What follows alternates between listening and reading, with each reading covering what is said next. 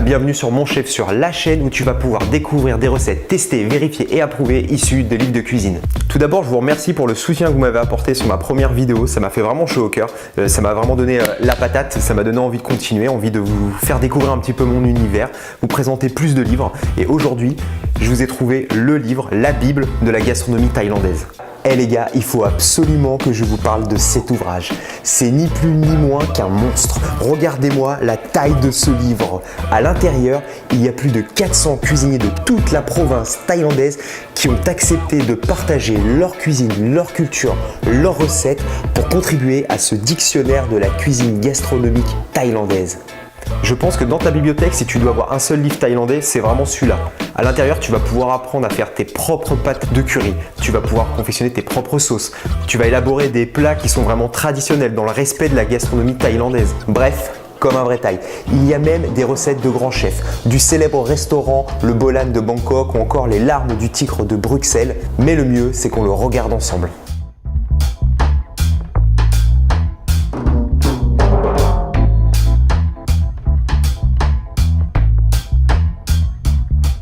On va se faire une petite rafale de plats thaïlandais. Je me suis dit qu'on aurait pu se faire des œufs durs sauce tamarin. Ensuite, on va se faire un petit curry vert parce que moi j'adore ça. Comme ça, on va travailler une pâte de curry. On va se faire des petites bouchées au porc et aux crevettes. Comme ça me permettra de voir si la recette est bonne parce qu'on en mange assez régulièrement. Et surtout, on va se faire le mango sticky rice. Le mango sticky rice, c'est du riz gluant cuit dans la noix de coco et de la mangue. C'est le dessert thaïlandais. Et je peux te dire une chose, c'est que ça me donne super faim. Je viens de faire les courses, il y en a partout. On va s'attaquer tout de suite à la recette du curry vert de poulet. On va désosser une cuisse de poulet, on va la couper en gros cubes et ensuite on va réaliser la pâte de curry. La pâte de curry se fait toujours au mortier. En premier temps, tu vas prendre une poêle et tu vas faire revenir les épices, le cumin, la graine de coriandre, le poivre en grains.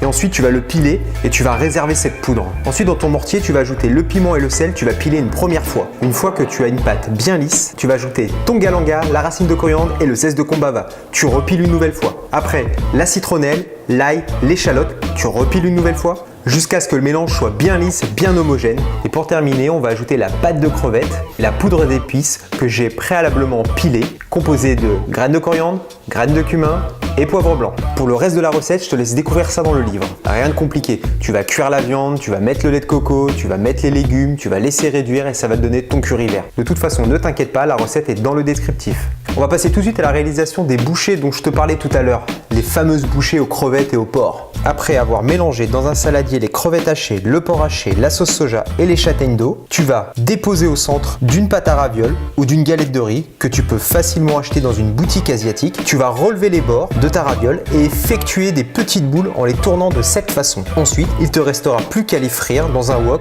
ou une friteuse à 180 degrés pendant 3 à 5 minutes par petite quantité. Tu peux servir tes bouchées avec une des nombreuses sauces du livre. Maintenant, il ne reste plus qu'à réaliser le mango sticky rice. Tu vas faire tremper ton riz pendant 12 heures. Tu vas le cuire 30 à 35 minutes en vapeur jusqu'à ce que le riz soit translucide et qu'il soit bien cuit. Pour ce qui est du riz, le livre préconise d'utiliser du riz gluant. Moi, j'ai utilisé du riz à sushi et je trouve le résultat vraiment intéressant. Dans une petite casserole, tu vas porter le lait à ébullition, tu vas y ajouter le sucre, le sel, tu vas laisser réduire d'un tiers pour obtenir la sauce de ton mango sticky rice. Le riz est cuit, je l'ai mélangé avec ma sauce coco, je vais le laisser s'imbiber du lait pendant environ 15 minutes. Maintenant, on va s'attaquer à la découpe de la mangue.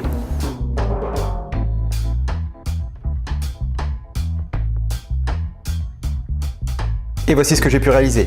Le mango sticky rice, le curry vert au poulet, les petites bouchées, j'ai choisi une des sauces à la cacahuète, terrible, et les fameux œufs sauce tamarin. Voilà, la vidéo est terminée, j'espère qu'elle vous a plu, donc je confirme vraiment que ce livre est à avoir dans sa bibliothèque. Surtout n'oublie pas de t'abonner, de mettre des commentaires, de mettre des pouces bleus. On se retrouve dans 15 jours pour la vidéo sur le livre de cuisine d'Action Bronson. Et pour la recette des œufs, ouais je sais, t'as qu'à acheter le livre.